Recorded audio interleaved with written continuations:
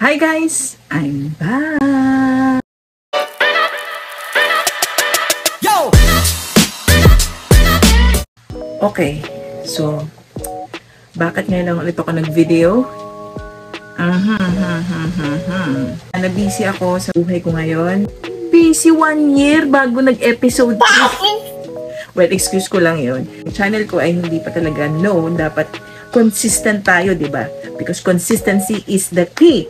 Pero wala ako, no? But anyway, so let's all begin again. Let's pick up where we left off. May progress ba? Let's see. Kung bago ka pala sa channel ko, please subscribe, like this video, and if may comment kayo, may suggestions, open ako sa criticism, basta ano lang siya ha, constructive ha. Wala tayong ano dito, huwag na tayong mag-bad vibes dito. Good vibes lang tayo. So just put your comments below and follow this channel for more related content. Pala, suot-suot ko yung bagong Uniqlo COS na collaboration. So check out my shorts sa styling nito, okay? Mostly kasi sa shorts na lang ako nag-upload kasi mas madaming views yun kaysa dito sa vlog ko. Ano? Yun nga, sana supportahan nyo pa rin ako para lumaki to at mag-grow. So, yung last episode, I think nung pinapanood ko siya ulit, may binili akong dalawang sneakers, which is yung Yeezy Wave Runner, na 700 yata yun, and yung Jordan Legacy. So, well, dinonate ko na yung dalawa. Kaya, babalik ko yung pinambili ko nun.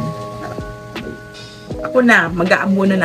Babalik ko yung pinambili ko ng Yeezy Wave Runner tsaka nung Air Jordan Legacy sa sneaker fund natin dahil nga dinonate ko na yung dalawang pairs. So, from 191 na natapos tayo sa second episode, so ang magiging total na natin is 1,778.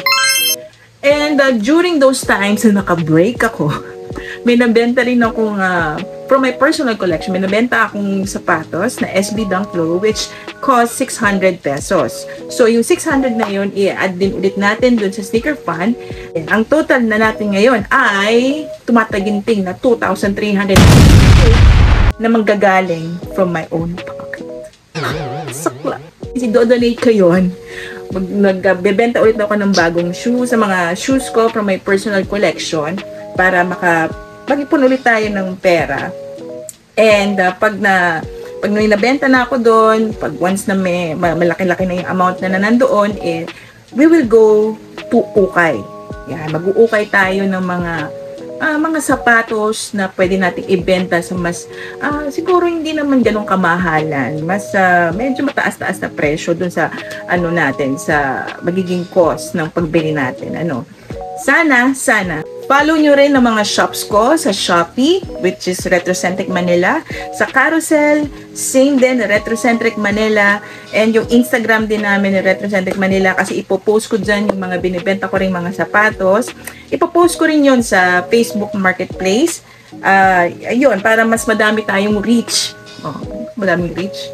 Mas malaki yung reach ng ating pagbebentahan at mas mapapabilis yung movement ng ating binibentang sapatos. Ngayon, napag-isip-isip ko rin nung naka-break ako. Dapat ko pang i-improve doon sa mga past 2 episodes. Ang concentration ko ngayon sa pagbili sa ukay, siguro mga basketball shoes, yung mga uso ngayon na minimal lang na dating na sapatos like yung Samba, mga white shoes, yung mga pang-casual lang, ganun. So, doon tayo magpo-focus ngayon para easy movement siya. By the way, since nag-post na ako ng mga pangbenta kong sapatos from my personal collection sa Shopee ko, tsaka sa Carousel, minabenta na ako isang sapatos, which is yung Sperry. Makikita nyo dyan. And for 400 pesos. So, idadagdag natin yon sa sneaker fund once na nabayaran na ng buyer. Sana bayaran niya, kasi COD siya. So, pagka nanda natin yon sa sneaker fund natin na currently na 2,378 plus 400, meron na tayong 2,778 pesos na pang-ukay natin.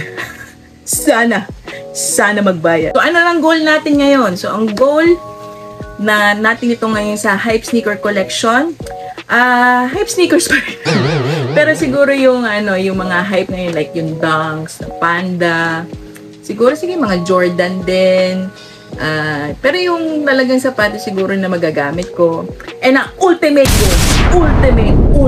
goal is yung Travis Scott na Fragment collaboration.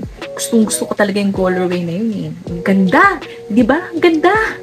So, yun ang ultimate goal.